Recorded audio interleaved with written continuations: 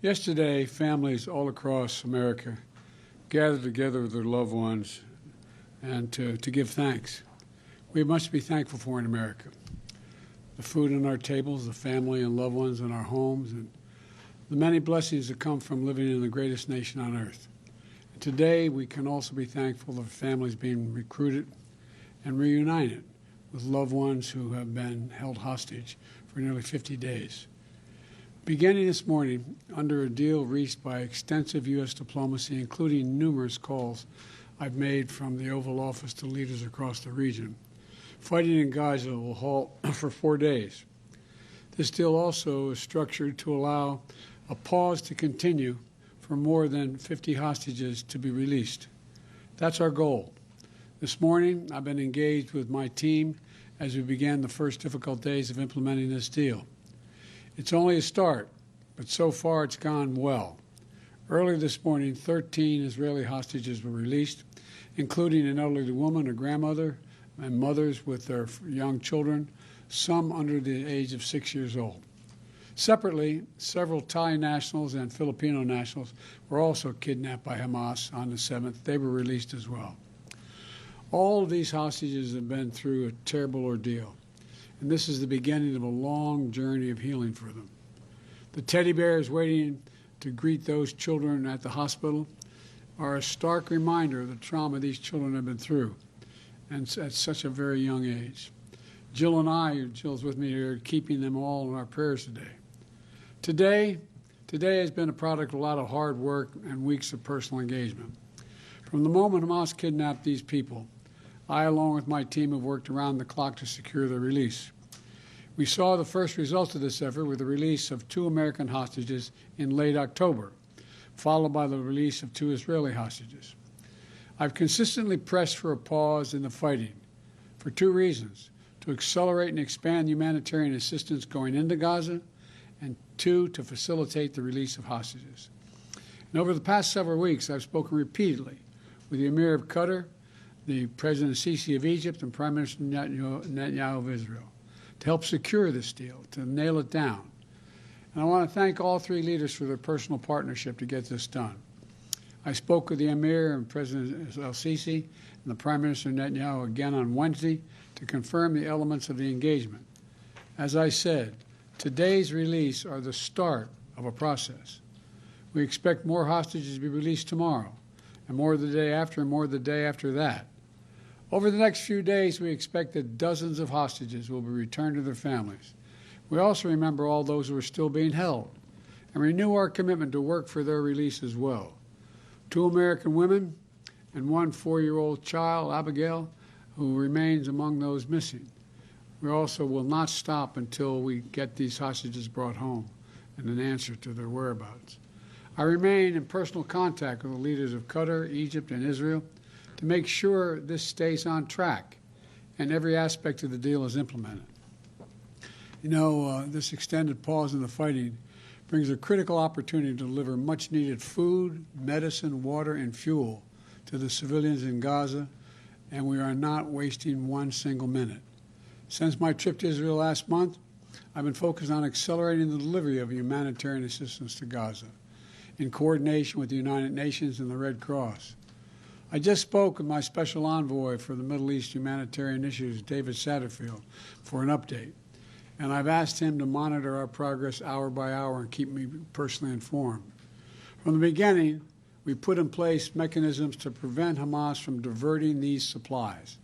And we're continuing that effort to make sure aid gets to the people who need it. More than 200 trucks arrived at the crossing point in Egypt into Gaza today. These trucks carry food and medicine, as well as fuel and cooking gas. The fuel will be used not only to power the trucks delivering this life-saving supplies, but for desalinization, for water wells, for hospitals, and for bakeries. And hundreds more trucks are getting in position as well, ready to enter Gaza over the coming days to support the innocent Palestinians who are suffering greatly because of this war that Hamas has unleashed. Hamas doesn't give a damn about them.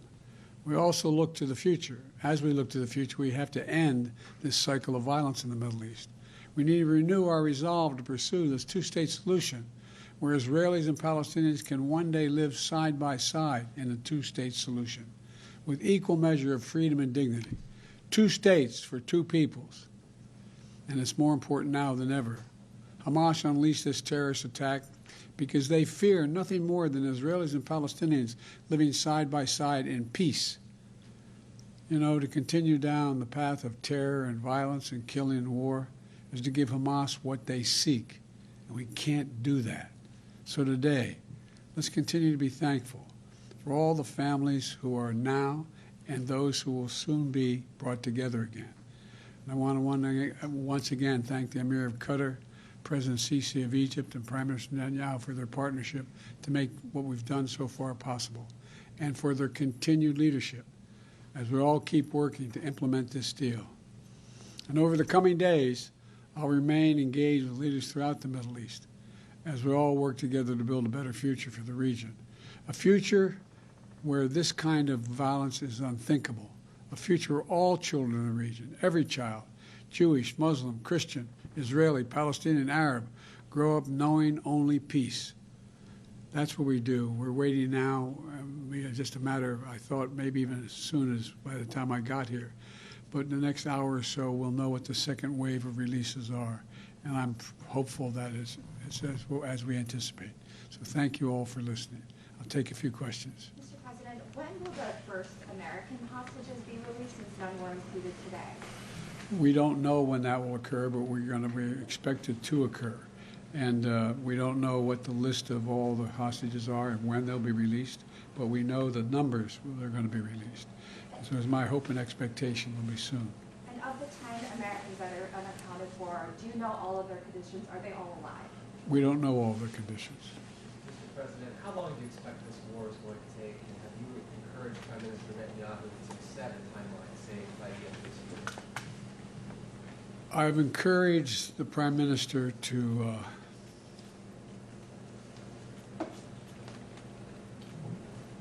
focus on trying to reduce the number of casualties while he is attempting to eliminate Hamas, which is a legitimate objective he has.